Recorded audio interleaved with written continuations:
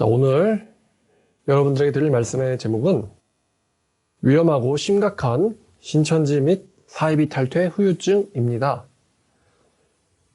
오랜만에 사이비 종교 심리학에 대한 주제로 여러분들에게 말씀을 전해드리도록 되었습니다. 자, 사이비 탈퇴 후유증에 대해서인데, 자, 여러분 사이비 종교 탈퇴할 때 후유증이 있습니다. 특히 이제 깊이 빠졌었던 사람일수록 이 후유증이 심각하죠. 그 후유증들의 종류와 위험성에 대해서 오늘 좀 이야기를 나눠보려고 합니다. 자, 사이비 종교라는 건 말이죠. 인생 사기입니다. 여러분 사기 당해보셨나요?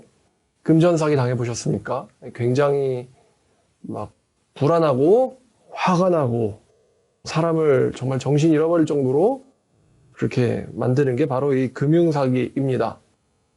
중고거래하다가도 혹은 택배 거래하다가도 사기를 사람들이 당하기도 하고요. 또 투자하다가 사기를 당하기도 하죠. 사기 당해보면 그 느낌이 장난 아니에요. 자, 근데 사이비 종교는요, 인생 사기입니다. 돈 한두 푼 문제가 아니죠. 돈도 굉장히 심각한데 자본주의에서 목숨과도 같기 때문에. 그런데 사이비 종교라는 것은 돈뿐만 아니라 인생마저 시간을 가지고 사기를 치는 것이고 그 사람을 완전히 가지고 노는 것입니다. 그래서 여기에 걸렸다 나온 사람들이 굉장히 큰 충격과 트라우마에 빠져가지고 인생을 정말로 헛되게 살게 됩니다. 첫 번째 오는 이 사이비 종교의 후유증 중에 하나는 바로 사람에 대한 신뢰를 잃어버리게 만드는 것이죠. 본인 스스로가 그 어느 누구도 믿지 못하게 됨으로써 사회성과 그리고 인격, 성격에 굉장히 큰 영향을 끼칩니다. 그래서 굉장히 반사회적이거나 아니면은 외톨이가 돼버려요. 자, 두 번째는 경제적인 어려움입니다. 사이비 종교에 빠지는 동안 굉장히 많은 시간을 어딘가에 낭비하게 되죠.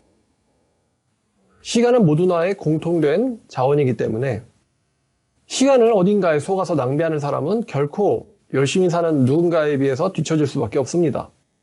특별히 사이비 종교가 젊은 사람들한테 위험한 이유는 인생의 기회를 완전히 날려버리기 때문이죠.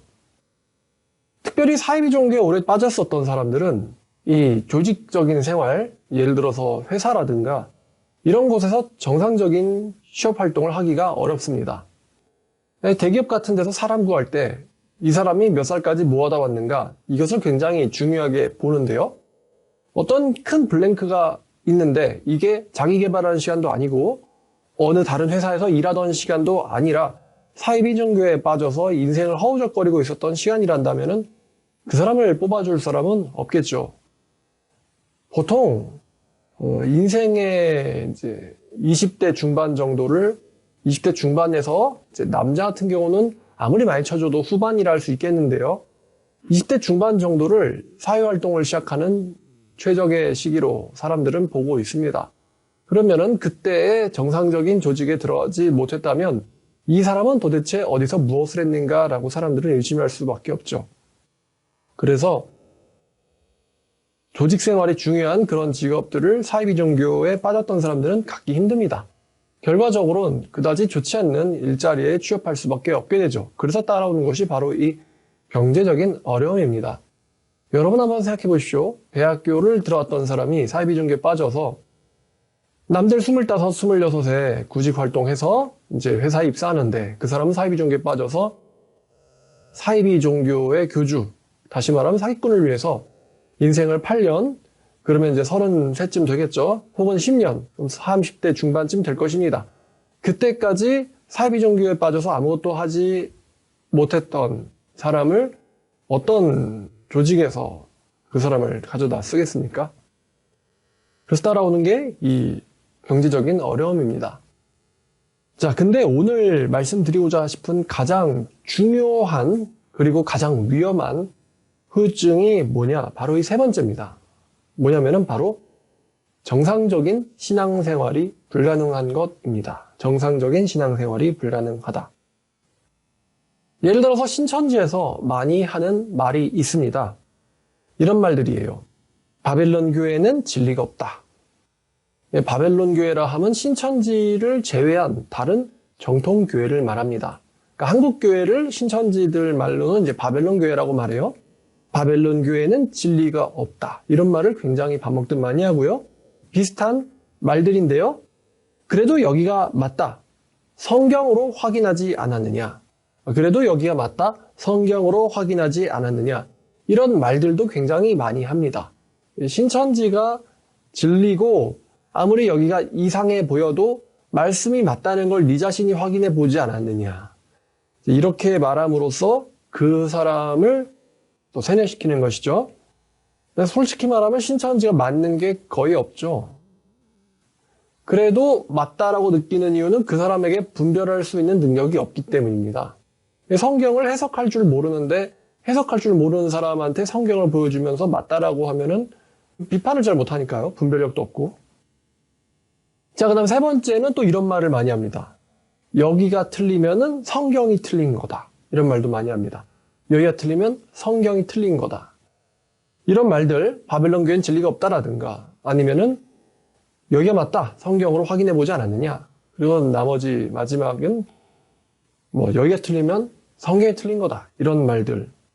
이런 말들을 반복적으로 이제 서로에게 주입시켜가지고 결국에는 이제 세뇌를 겁니다만 이런 멘트 혹은 이런 말들이 노리고 있는 심리적인 효과가 있습니다. 그게 뭐냐면 첫 번째는 출구봉쇄입니다. 첫 번째는 출구봉쇄. 이런 말들이 노리는 심리적 효과에 대해서예요. 출구를 봉쇄시키는 거죠. 이런 제가 이제 말씀드린 세 가지 멘트들을 반복시킴으로써 신천지에서 나가봤자 희망이 없다.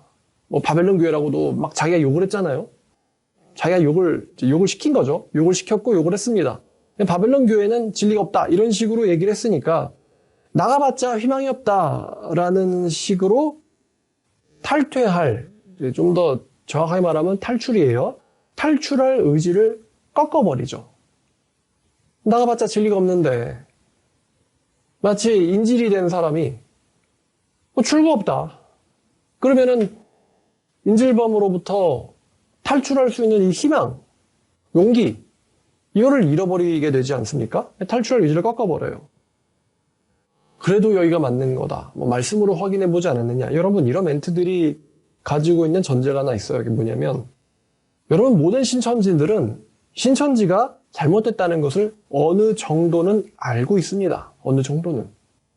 여러분, 사람은요, 참, 이렇게, 좀 아이러니합니다만, 사람의 영혼은 바보가 아닙니다. 바보가 아니에요. 그 사람은 바보일지 몰라도 사람의 영혼은 바보 아닙니다.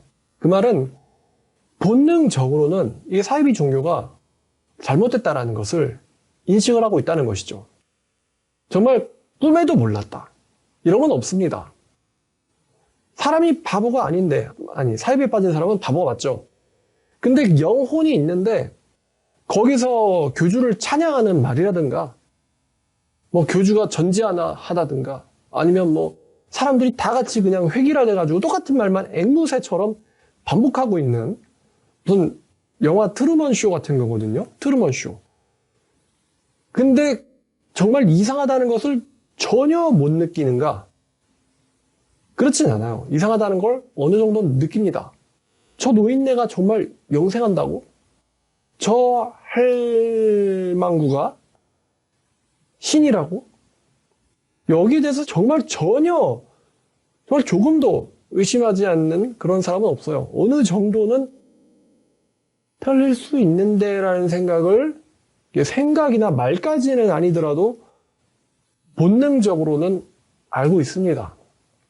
그렇기 때문에 그 사람들에게 어떤 증거를 보여주면 증거를 보고 흥미를 느끼고는 깊이 생각하고 조사해보기보다는 증거를 외면하려고 하죠. 여러분, 외면하려고 한다는 것은 얘가 잘못했다는 것을 알고 있다는 것에 대한 반증입니다.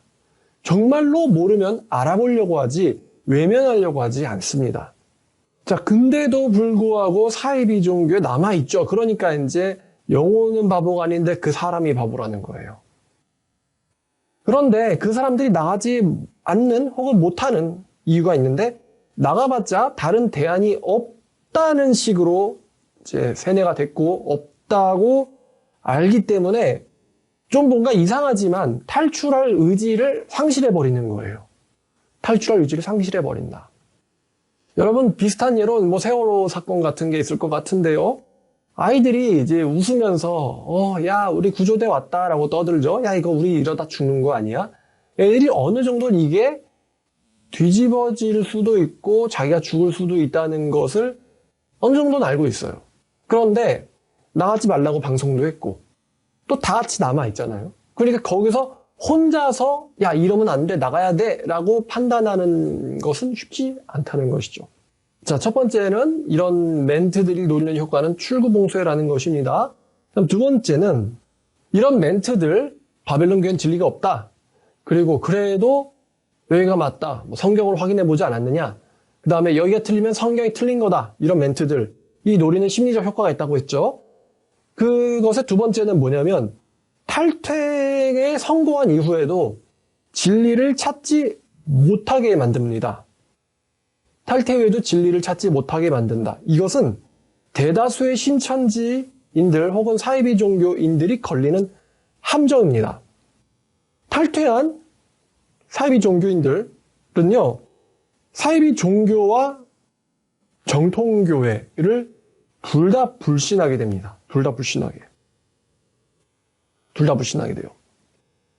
자, 정통교회와 사이비 종교를 둘 다 불신하게 된다. 전 이것도 굉장히 어리석은 거라고 할 수 있는데요. 예를 들어서 범죄를 당한 적이 있다고 해서 범죄자와 경찰 내지는 범죄자와 모든 사람들을 둘 다 불신하게 돼버리면 결국 손해를 보는 것은 자기 자신이죠. 자, 이 탈퇴 이후에도 진리를 찾지 못하게 만든다. 이 두 번째 이 증상을 좀 더 이렇게 깊이 파고 들어가면요. 이 탈퇴 후에 진리를 찾지 못하게, 찾지 않게 또 못하게 둘 다예요. 않게 만들고 못하게 만들고. 이게 가지고는 세 가지의 굉장히 큰 위험성이 있어요. 오늘 말씀의 핵심입니다. 자, 첫 번째는 뭐냐면요. 이렇게 정통교회를 굉장히 불신하게 만듦으로써 탈퇴에 성공한 사이비 종교인이 정통교회와 더불어서 반사이비 활동, 안티사이비 활동에 조력을 하지 못하게 만듭니다. 첫 번째, 안티사이비 활동에 조력을 하지 못하게 만든다. 사이비 종교의 탈퇴자 같은 경우는 이 반사이비 운동, 안티사이비 운동의 전문성을 가질 수 있는 가능성이 있습니다. 가능성이 있어요. 모든 사람들이 전문가가 되진 않아요. 그냥 접어버린 사람도 많기 때문에. 다만 그곳에 대해서 경험을 했다는 것은 지식적으로도 또한 이 의지적으로도 안티 활동을 전문적으로 할 수 있는 가능성을 갖게 만들죠. 즉 지적 자원이라는 것입니다. 이들의 경험은 말입니다. 근데 이들이 반사회 운동을 하는 이 조직, 일반 사람들은요, 안티사이비 운동 하지 않습니다. 최근에 좀 굉장히 실망스러운데요. 이 홍준표 대구시장이 대구에서 신천지 수료식을 허가했죠. 그럼 홍준표 시장은 신천지인이냐? 아닙니다. 그분은 제가 알기로는 정통 기독교인입니다. 근데 그분이 뭐라고 했냐면 이 수료식을 허가를 내주지 않을 어떤 명분이 없다라고 말을 하면서 허가를 해줬단 말이에요. 자, 그러면 홍준표 그 의원 정치인입니다만 여러분 세상 정권의 기득권자들, 정말 고위 관리들이죠. 고위 관리들, 힘이 있는 사람들, 여러분 세상 정치가들이 안티사이비 운동 하지 못합니다. 못해요. 왜냐하면 치료해야 될 게 많기 때문에 절대로 하지 않습니다. 여러분 정치인들이 안티사이비 운동 절대 하지 않아요. 반대로 사이비를 지원하는 일은 있어도 안티 운동은 하지 않습니다. 정말로 나쁘다고 저는 생각하거든요. 자, 그러면 이런 힘 있는 정치인들도 안티 운동하지 않는다면은 이 반사회적인 이 사이비 종교를 이 안티 운동하는 또 조직이 있어야 되거든요. 근데 조직이 정치인도 안 하는데 일반인이 무슨 힘이 있다고 하겠어요. 언론사가 무슨 힘이 있다고. 언론사 같은 경우는 사이비 종교에서 단체로 항의 광고 항의 전화하고 막 광고주 후원 끊게 하고 그러면은 굉장히 난감해지거든요. 언론도 잘 안 건드리는 게 사이비 종교예요. 얼마 전에 보니까 뭐 동아일보에도 사이비 종교 이야기, 얘네들 동아일보 막 심상치 않게 사이비 종교 홍보성 기사를 많이 쓰거든요. 참, 하여튼 사회가 참. 자, 어쨌거나 그럼 안티 운동하는 조직이 어디냐? 조직이 있어야 돼요. 조직. 바로 교회입니다. 교회. 교회는 비진리와 대항해서 싸우기 때문에 이 반사이비 운동을 하는 곳이죠. 사실 모든 교회가 반사이비 운동을 해야 되는데 실제로는 그렇지 않는 점에 대해서도 가슴 아프게 생각합니다만, 자, 근데 이 탈퇴자들이 반교회적이기 때문에, 반교회적인 상태로 탈퇴했기 때문에 결국 교회에 오지 못하게 만듦으로써 반사이비 운동 자체가 분쇄돼 버려요. 반사이비 운동이 분쇄돼 버린다. 사기를 쳤으면 거기에 대해 마땅한 벌을 받아야 됩니다. 사기를 치는 기업 혹은 허위 광고를 하는 나쁜 기업들은 소비자에 의해서 철퇴를 맞아야 됩니다. 그럼 마찬가지로 종교 사기, 인생 사기를 치는 사이비 종교도 철퇴를 맞아야 돼요. 근데 당한 사람 많은데 신고하는 사람 없는 거예요. 당한 사람 많은데 불매운동하는 사람은 없는 거예요. 그런 조직에 들어오질 못하거든요. 그러니까 한 번 사기 쳤어도 두 번 사기 쳤어도 사이비 종교는요, 10년째 사기를 쳐도 30년째 사기를 쳐도요, 망하지 않는 거죠. 30년째 사기를 팔고 있고 허위를 팔고 있는데도 또 그거에 당한 사람들이 많은데도, 당했다는 것을 인지하는 사람들이 많은데도 망하지 않는 거예요. 만약 그 사람들이 반사이비 운동을 열심히 했다면 사이비 종교가 늘어날 수가 없겠죠. 적극적으로 신고하고 또 언론에 알리고 교회에 동참해가지고 안티운동에 열심히 가담하고 그러면 사이비 종교가 확장되기가 힘들 것 같은데 당한 사람들이 죄다 잠잠해진 거예요. 자기 인생을 털리고도 잠잠해진 겁니다. 왜냐면은 교회에 가입되지 못하니까. 교회 가입하지 않으니까. 혼자서 그래 너 혼자서 애써봐. 우린 열심히 사기칠게. 혼자선 짐 빠지죠. 그 탈퇴자들의 경험과 이 전문 지식이 그냥 낭비되고 있는 것입니다. 자, 두 번째. 이 사람들이 진리에 들어오지 못함으로써 이들이 갖는 이 증상, 심리적 증상이 뭐냐? 두 번째는 뭐냐면, 탈퇴자들은 정통 교회와 성경 또 종교 자체를 불신하게 되거든요. 정통교회와 성경과 심지어는 종교 자체를 불신하게 된다. 이런 사람들은요, 무교나 무신론자가 됩니다. 무교나 무신론자. 종교적으로 이 회의론자가 돼버려요. 그럼으로써 이 정서적인 위안과 도움을 받지를 못하고 트라우마나 정신병, 정신적 후유증에 계속해서 시달리게 됩니다. 여러분, 사람은요, 육체로만 구성된 존재가 아닙니다. 마음이 있고 영혼이 있죠. 사기를 당했으면 충격을 받고요, 이 피해의식과 이 충격에서 벗어나지 못합니다. 그래서 벗어날 수 있도록 어떤 도움, 상담, 치료가 필요합니다. 근데 정말로 좋은 기관이 있는데 여러분, 사이비 종교 탈퇴에 대해서 이 후유증을 어느 기관이 치료해 주겠습니까? 정신과에서 치료받겠습니까? 아니면 심리상담에서 치료를 받겠습니까? 바로 교회거든요. 근데 교회라는 이 조직, 사람들 안으로 오지 못하니까 이 사람은 어떠한 위안을 받지 못하게 되는 거죠. 그래서 정신적인 이 충격과 후유증에 지속적으로 시달리게 됩니다. 교회에서 치료를 받아야 되는데 치료를 못 받는 거예요. 왜냐하면 교회에 들어오지는 못하기 때문에. 치료를 못 받아요. 자기가 피해자이고 지금도 여전히 피해를 받고 있다는 거에서 벗어나야 되는데 치료를 받지 못하고 있습니다. 몇 년 동안 힘들어만 하고 있죠. 몇 년 동안 힘들어만 하고 있습니다. 내가 왜 거기에 속아가지고, 내가 왜, 정말 종교, 이젠 지긋지긋해. 교회, 성경, 쳐다도 보기 싫어. 지긋지긋해. 내가 왜 거길 가가지고, 그 사람이 문제야. 내가 그때 이런 선택했었더라면. 계속 과거의 자신을 자책하면서 정신적인 충격과 자책에서 벗어나질 못하고 정상적인 사회생활을, 인간관계를 맺지 못하게 된다. 이게 이제 두 번째, 이런 멘트들이 노리는 심리적인 효과입니다. 그럼 반대로 진리와 정통교회에 제대로 안착한 탈퇴자 같은 경우는 정신적 트라우마에서 금방 빨리 치유가 되게 되죠. 자, 세 번째. 이게 바로 정말로 위험하고 나쁜 건데요. 그게 뭐냐면 구원을 못 받게 된다는 것입니다. 구원을 못 받게 된다. 여러분, 사이비 종교에서 탈퇴하지 않는 이유 중에, 못하는 이유 중에 하나가 바로 지옥 갈까봐예요. 지옥 갈까봐. 근데 그 지옥 갈까봐 탈퇴하지 않았는데 정작 탈퇴하고 나서는 자기가 그렇게 가기 싫었던 지옥을 가게 된다는 거죠. 왜냐하면 진리와 종교 자체를 불신하게 됐기 때문에 성경과 정통교회를 불신한 것에 대한 결과는 바로 지옥입니다. 다른 결과는 없어요. 성경과 정통교회를 불신한 결과는 지옥입니다.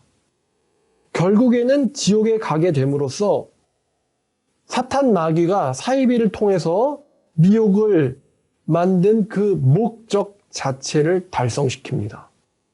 사탄 마귀가 사이비 왜 만들었겠어요? 여러분, 사이비의 최종적 목적은요, 사이비에 빠뜨리는 게 아닙니다. 사탄 마귀의 최종적 목적은요, 그 사람을 멸망시키고 죽이는 데 있습니다.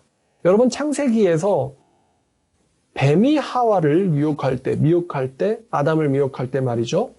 그때 뱀이 노리는 건 단지 에덴에서 쫓겨나는 것만이 아니었어요. 뱀이 진짜로 원하는 건 아담이 완전히 죽어서 하나님께 버림당하고 멸망당해서 지옥 가서 고통당하기를 원했습니다. 육체뿐만 아니라 영혼마저 완전히 멸망당하기를 뱀은 원했어요. 요한복음 10장 10절에서 예수님께서 사탄 마귀의 목적을 말씀해 주십니다. 도적이 온 것은 죽이고 멸망시키려고 왔다. 여러분, 사이비가요, 사람을 대놓고 죽이진 않습니다. 사이비 탈퇴자들에게도 마찬가지죠. 그러면 마귀가 정말 원하는 건 뭘까? 단순히 사람들의 인생을 망쳐놓고는 거기서 재밌어하는 게 아니에요. 마귀가 진짜 원하는 것은 그 사람이 지옥 가는 겁니다. 그 사람이 지옥 갈 때 마귀는 희열을 느껴요. 아, 드디어 성공했구나. 왜냐면 마귀가 원하는 건요, 그 사람의 영혼이 지옥에서 활활 타는 거예요. 마귀가 결국 받게 될 형벌이 지옥 가는 것이기 때문에 마귀가 진짜 원하는 것은 자기만이 아니라 자기한테 속은 사람들이 다 지옥까지 가게 되길 원합니다. 인생을 망쳤어도 그 사람이 십자가 옆에 강도처럼 회개해버린다면요, 천국 가게 돼버리니까 마귀한테는 유익이 없죠. 근데 진리 자체를 불신하게 됐기 때문에 그 사람은 절대로 회개하지 못합니다. 구원받지 못하는 거죠. 그래서 평생 동안 이 충격과 저주에 빠져서 방황하다가 결국 죽어서 지옥 가게 만든다. 이게 마귀가 진짜 노리는 거예요. 아까 멘트 뭐라고 했었죠? 얘가 틀리면 성경이 틀린 거다. 하나님 말씀에 대한 정면 공격입니다. 얘가 틀리면 성경이 틀린 거다. 네가 확인해 보지 않았느냐? 그런데도 틀렸다고? 그러면 성경 자체가 틀린 책인 것이다. 그럼 성경이 틀린 책이라는 거에 대한 강한 확신을 가진 사람이 어떻게 구원을 받겠습니까? 사이비에선 빠져나왔는데 진리에 귀의하지 못한다.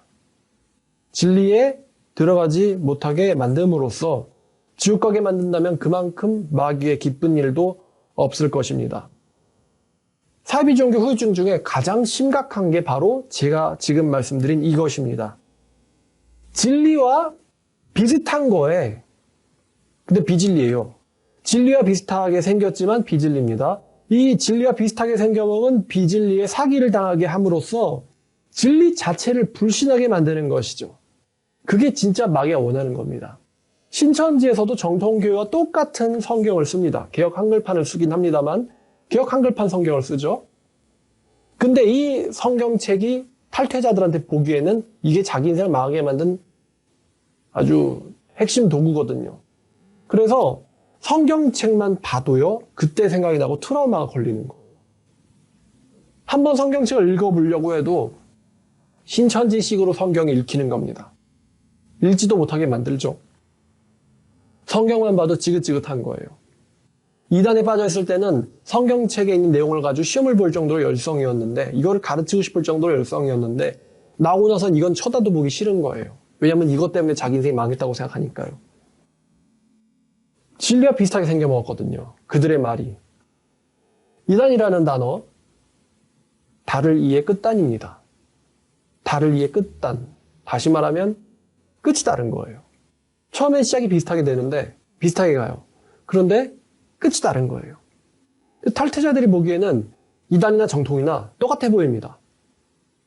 그러니까 사이비에 빠졌다 나온 사람들의 반응이 진리도 사기라고 여기게 되는 거죠. 진리도 사기라고 여기면서 진리 자체에 대해서 거부 반응을 보이게 돼서 결국에는 지옥 간다라는 거, 자기 인생과 영혼의 자멸을 초래해버리는 거. 인생도 자멸당하고 영혼도 자멸당하고 반성이나 아니면 어떤 회개도 못하고 현생도 망치고 내세, 다음 세상, 천국도 못 가게 자기의 영혼을 망쳐버리는 거. 이게 진짜 위험한 후유증이죠. 나머지 후유증들은 이 지옥 가는 운명으로 결정지어진 것에서 나오는 것에 대한 어떤 부수적인 효과들, 부수적인 현상밖에 되지를 못합니다. 지옥 가는 인간에게서 나오는 부수적인 현상들, 반사회적이라든가 성격이 반사회적 성격이라든가 아니면 조직을 불신하게 된다거나 성격을 미워하게 된다거나 냉소적이 된다거나 항상 트라우마나 그런 거에 걸려 있다거나 자신감이 없고 항상 비겁하다거나 항상 숨어 산다거나 이런 것들은 지옥 가는 인간이라는 특성이 내보이는 어떤 현상일 뿐입니다. 뭐 당연한 이야기겠지만 살인이나 사기도 강간도 사람이 합니다. 그러나 다독거려주고 위로해주고 그 사람의 친구가 되어주는 존재도 사람입니다. 근데 사람한테 사기당했다고 사람을 미워하고 사람을 불신하게 돼버리면 결국 손해는 그 사람이 보고 그 사람은 정말로 질적으로 안 좋은 인생을 살 수밖에 없습니다. 사이비들이 성경을 가지고 사기를 치지만 그들의 해석법은 진리가 아니고 그들의 해석도 바르지 않죠. 그러나 그 후유증은 일반적인 상담으로 또 정신과에서 약으로 치료되지 않습니다. 그런 후유증은 진리인 성경으로만 치료됩니다. 성경을 가지고 장난치는 사람들한테 사기당했다고 해서 성경 자체를 불신하게 돼버리면 결국 망하는 건 자기 자신입니다. 자, 마지막으로요. 탈퇴자들이 정통교회에 왔다고 해도 이것도 정말 재밌는 이야기입니다. 탈퇴자들이 정통교회로 왔다고 해도요. 정말 위험한 태도가 있습니다. 정말로 위험한 태도. 정말로 위험한 태도. 그게 무엇이냐면은 교주나 사이비 조직, 종교만을 나쁜 것으로 인식하고 자기 자신을 단순한 피해자로 둔갑시키는 것입니다. 정말 위험하다고 제가 말씀드렸거든요. 사실 정통교회로 돌아가는 이단 사이비 피해자들이 이런 유혹을 받습니다. 나는 피해자일 뿐이야 라고 생각하게 만드는 거죠. 나는 피해자일 뿐이야 라고 생각하고 싶은 겁니다. 그런데 이 사이비 탈퇴자들이 왜 정통교회로 돌아가는 애들이 있는지 아세요? 정말로 진리를 사랑해서? 아니입니다. 왜 돌아가느냐? 외로우니까. 사람이 고파서. 그래서 돌아가는 거죠. 예수님 때문에 돌아간다? 아니에요. 이런 사람들이 정통교회로 돌아가면서 자기 자신에 대해서 교회 가입에 대한 정당성, 이 조직 활동에 대한 정당성을 자기 자신에게 부여하기 위한 이 자기 자신을 세뇌시키는 멘트가 나는 피해자일 뿐이야 라는 거예요. 특히 이러한 태도는 모든 사이비 탈퇴자들과 거의 모든 JMS라든가 이런 곳에서 탈퇴하는 사람들이 많이 이런 유혹에 나는 피해자일 뿐이야 라고만 생각하고 싶은 이 자기 위로의 유혹에 빠지게 됩니다. 거의 모든 탈퇴자, 사실상 모든 탈퇴자가 빠진다고 해도 과언은 아닙니다. 근데 여러분 반문이 있어요. 아까 제가 사이비 종교인들이 참 설명하기 어려웠는데 그 사람들은 바보일지 몰라도 그 사람들의 영혼까지 바보는 아니라고 말씀드렸어요. 정말로 이 조직이 여기서 가르쳐지고 있는 게 정말 눈꼽만큼도 틀림이 없을까라는 거에 대해서 사실은 모든 사이비 종교인들이 인식을 하고 있다고 말씀드렸습니다. 인식이 없을 수가 없죠. 그렇게 못생긴 사람이 성자 주님이라는데 저렇게 못생긴 늙은이가 영생한다는데 전 저런 되먹자는 할망구가 전지전능한 하나님이라는데 그거를 한 점 의심 없이 받아들이는 사람은 없습니다. 의심을 해도 보니까 다들 벌거벗지 않았다고 생각하는데 벌거벗지 않으셨네요. 저 임금님은. 이렇게 되는 거죠. 여기서 벌거벗었다고 말한다면 나만 바보가 되는 거야. 그러면 결국에는 어리석은 거는 자기 자신이란 말이었죠? 자기 자신이란 말입니다. 정말 교주만 잘못했을까요? 아니란 것이죠. 사이비 종교에 빠졌다 나오는 사람들의, 이제 제가 여기에 대해서는 전문가이기 때문에 그 사람들의 인생과 종교 생활을, 과거의 종교 생활을 자세하게 분석해보고 알아보면요. 사이비 종교에 들어가는 사람들은요, 진리에 대해서 무관심합니다. 진리에 대해서 무관심했었죠. 그 사람들이 자기는 진리를 찾고 있었다, 이렇게 말하는데 제가 느끼기에는 그거 새빨간 거짓말이거든요. 진리를 찾고 있었다라는 자기가 사이비에 빠지는 이유에 대해서 정당성을 부여하고 싶은 거지, 아까 말씀드렸잖아요. 영혼은 바보가 아닌데 그 사람이 바보라고. 자기 바보짓거리에 대해서 정당성을 부여하고 싶어서 그런 말 하는 거지, 정말로 진리에 관심을 가져서 빠지는 사람은 없어요. 이 사람들은 진리에 무관심했었고 편협하거나 완악했어요. 왜냐? 주변에서 거긴 아니라고 말했거든요. 하지만 거기에 대해서 알아보려고 하지 않음으로써 편협하고 완악하다는 거예요. 고집불통이라는 거죠. 편협하고 완악한 태도가 그 사람을 사이비에 빠뜨린 겁니다. 지가 지 자신을 사이비에 빠뜨린 거죠. 진리에 대해서 무관심했고 편협했고 고집불통의 완악한 태도. 성경적인 용어를 쓰면 패역이거든요. 이런 태도가 자기 자신을 사이비에 빠뜨린 거예요. 근본적인 문제는요, 미혹하는 자에게 있는 게 아니고 근본적인 문제는 미혹당하는 사람에게 있습니다. 여러분, 사이비 종교 교주들 보세요. 정말 일론 머스크처럼 똑똑합니까? 일론 머스크처럼 똑똑해요? IQ가 막 200이 넘습니까? 아닙니다. 사이비 종교 교주들 보면은 그 사람들도 굉장히 어리석고 멍청했고 바보 같은 신앙생활, 종교생활 했었어요. 제가 영상에서 만들었듯이 어떤 교주는 인생사기, 사이비 종교 인생사기를 3번, 5번이나 당하기도 하고요. 어떤 사람은 거기에 속아가지고 자기 가정을 깨트리고 바람이 나기도 하고요. 어떤 사람도 다른 사이비 종교 교주한테 속아가지고 자기 젊음을 낭비하고. 사이비 종교 교주들을 절대 똑똑이 아닙니다. 걔네들도 바보들입니다. 걔네들이 만들어낸 성경에서 한 방이면 부서지는 쿠쿠다스 같은 것들이죠. 그런데 그 사람들만 나쁠까요? 아니라는 것이죠. 근본적인 문제는 그 사람들에게 있는 게 아니고 근본적인 문제는요, 거기에 빠지는 자기 자신에게 있다는 것이죠. 아마 탈퇴자들이 제 말 듣기 되게 싫어할 거예요. 왜냐하면 자기들을 지금 비판하고 있거든요. 하지만 제가 비판하는 목적도 그렇지만요, 이걸 잘 들으시고 이 불편한 생각을 극복하셔야 돼요. 왜냐하면 이게 해결이 안 되면 지옥 갑니다. 지옥 가버려요. 이단에서 나왔어도 지옥 가버립니다. 왜냐면요, 하나님은 바보가 아니거든요. 아무리 당신이 자기 자신을 속여도요, 하나님마저도 속지는 않거든요. 그래서 말씀드리는 거예요.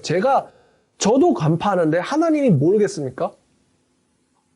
진리에 관심 있고 진리에 확고하게 서 있는 사람은요, 미혹에 빠지지 않고요, 속지 않고 미혹에 당하지 않습니다. 진리에 확고히 서 있는데 미혹에 빠질 수 있다? 그런 일은 일어날 수가 없어요. 제가 이단에 빠지겠습니까? 제가 사이비 종교 교주나 교인들한테 속겠습니까? 그 사람들도 저는 미혹시킬 수 없다는 걸 알고 있어요. 왜냐하면 진리에 확고히 서 있기 때문이죠. 왜 사이비에 빠지죠? 진리가 있는데 사이비에 빠집니까? 제가 제일 한심하게 듣는 멘트 중에 하나가, 사이비 종교에 빠진 지 아들이나 딸을 둔 부모가 저한테요, 우리 딸이 멍청해서 지옥 갈 놈이라서 저런 게 아니고 진리에 관심이 있는데 잠깐 어쩌다 보니까 눈이 먼 거다, 이런 식의 말을 부모한테 들을 때예요. 아니거든요. 당신 아들이 지옥 갈 사람에서 빠진 거거든요. 근데 그거를 본인의 영혼도 알고 있는데 그렇게 얘기하기는 끔찍하잖아요. 그러니까 우리 아들이 구원받았는데 잠깐 동안 눈이 먼 거다. 진리의 성령님이 계신데 미혹의 사탄이 같이 들어와 있습니까? 그 안에? 말이 안 되는 이야기거든요. 한방 안에 가장 정의로운 경찰관과 가장 사악한 사기꾼이 한방 안에 같이 사이좋게 지낼 수 있습니까? 말이 안 되죠. 진리의 성령이 없으니까 미혹형이 들어간 거거든요. 진리를 모르니까 비진리에 빠진 거예요. 비진리에 속은 거죠. 사입에 빠지는 원인은 10년을 생각하고 20년을 생각해도 이건데요. 진리의 결여예요. 사입에 빠지는 원인은 진리의 결여이기 때문이고, 따라서 당연한 수순을 밟아야 되는데 그게 뭐냐면, 탈퇴자들은 자기 자신에게도 문제가 있었음을, 사실 심각한 문제거든요. 진리가 결여됐었다는 거는, 관심도 없었다는 거는. 이 문제가 있었음을 솔직하게 인정하고 주변 사람들과 하나님에게요.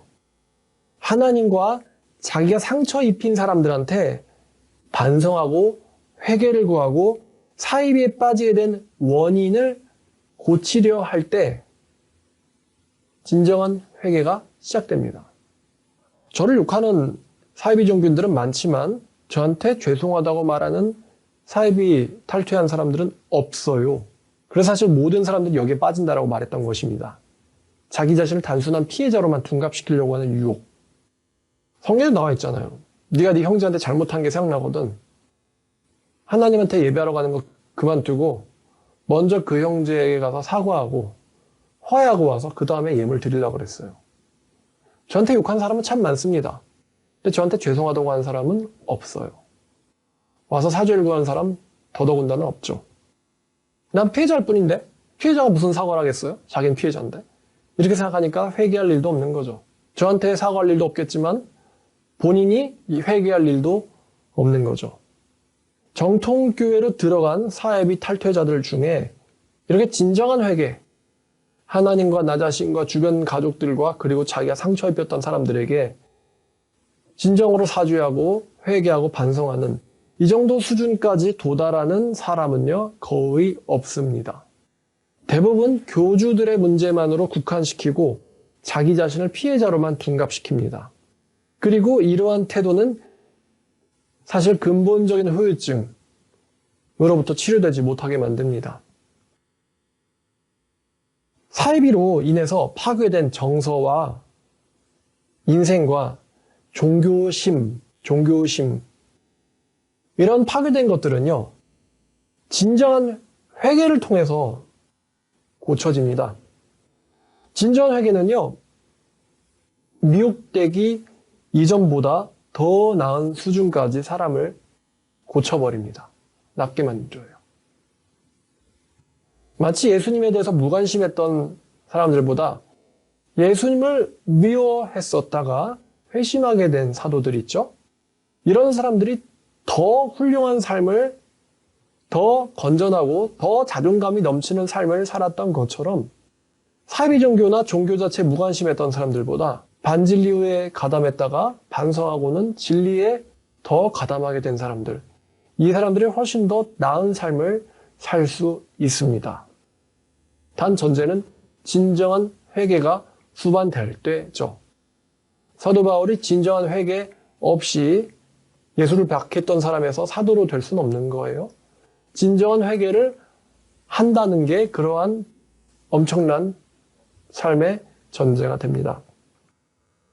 우리 교회에는 이렇게 삶이 변한 사람들이 있습니다. 여러분에게 마지막으로 권해드리고 싶은 이야기입니다. 사이비 종교 후유증, 혼자서만 고민하시다가 아파하시고 인생 망치고 지옥 가지 마시고요. 여태까지 질적으로 좋지 못한 인생 살아온 건 충분합니다. 정직하고 또 용감하게 그 안에서 나오셔서 고침받고 새 사람 돼서 새 인생 사셨으면 좋겠습니다. 자, 지금까지 위험하고 심각한 신천지 및 사이비 종교 탈퇴 후유증이라는 내용으로 여러분들과 같이 공유했습니다. 들어주셔서 감사합니다. 모두 좋은 신앙생활 또 인생 보내시길 바랍니다.